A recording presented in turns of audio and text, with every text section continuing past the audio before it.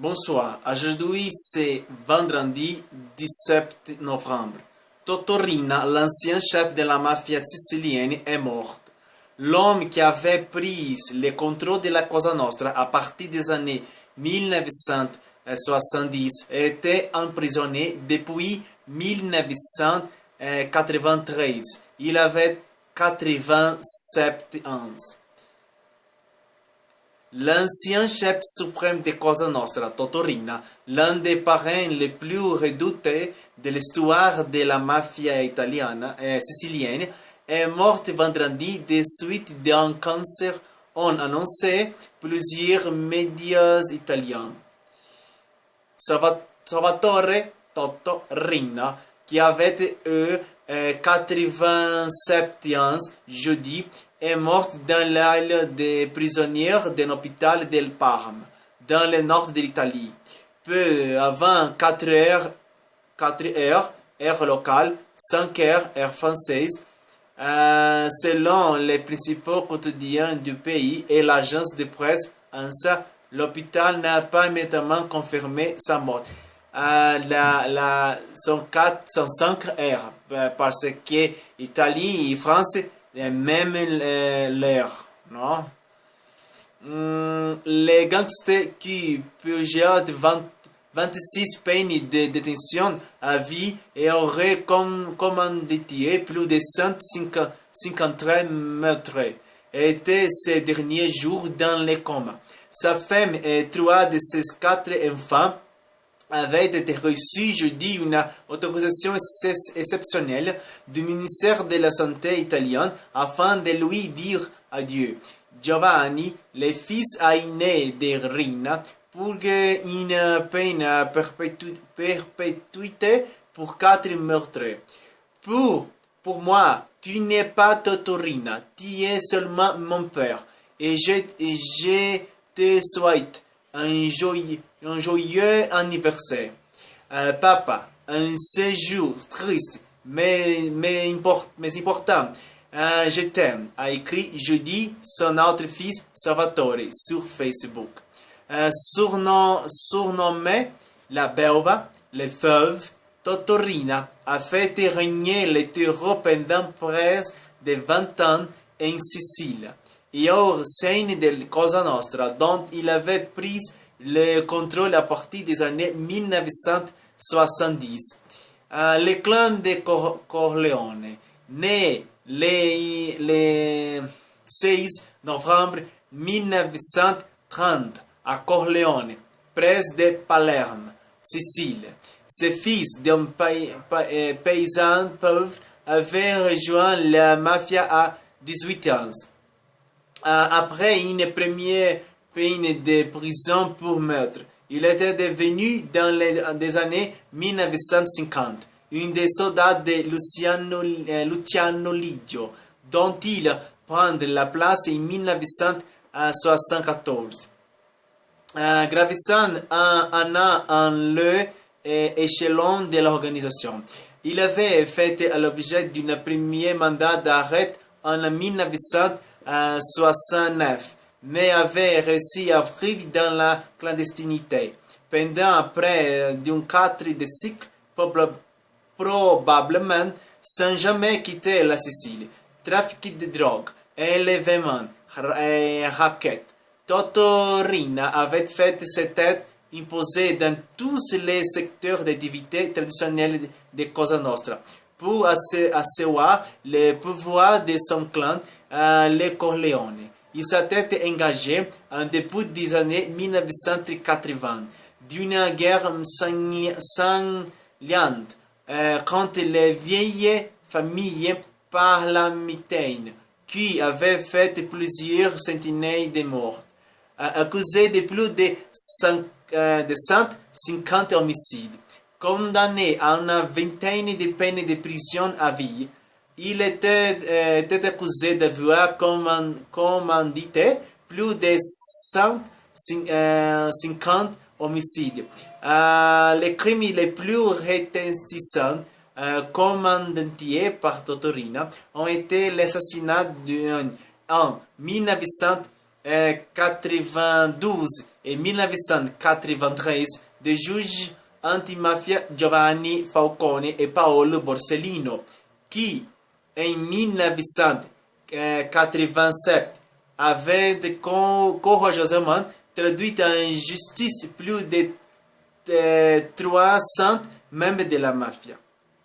Totorina est également à l'origine d'une série d'explosions à Rome, à Milan et Florence qui ont fait 10 morts.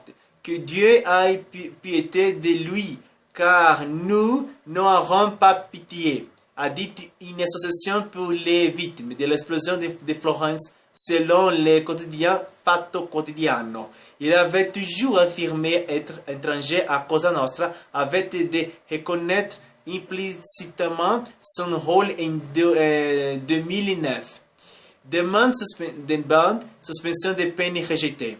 Henrina vieillissante avait demandé en juillet d'être libérée de prison en raison de sa grave maladie. Une demande rejetée par le tribunal qui avait jugé que les soins qu'il recevait derrière les barreaux étaient aussi bons que ceux auxquels il pouvait prétendre hors de la prison. Les médecins ont dit à l'époque que l'ancien chef de clan était lucide. Placé sur écoute, il avait été enregistré cette année disant « Je ne regrette rien. Ils ne me briseront jamais, même s'ils me donnent 3 millions de prison. » C'est je pense que de merveilleuses nouvelles que cette personne, Totorina, est morte. Mais le souvent, durant la mafia italienne, beaucoup de gens sont morts. Et je pense que c'est la décision des juges Giovanni Falcone et Paolo Borsellino qui sont morts. La mafia italienne peut-être continuer aujourd'hui. Et je pense que nous savions la vraie histoire du clan de les Corleone. Mais je pense qu'aujourd'hui en Italie, j'ai grandi heureux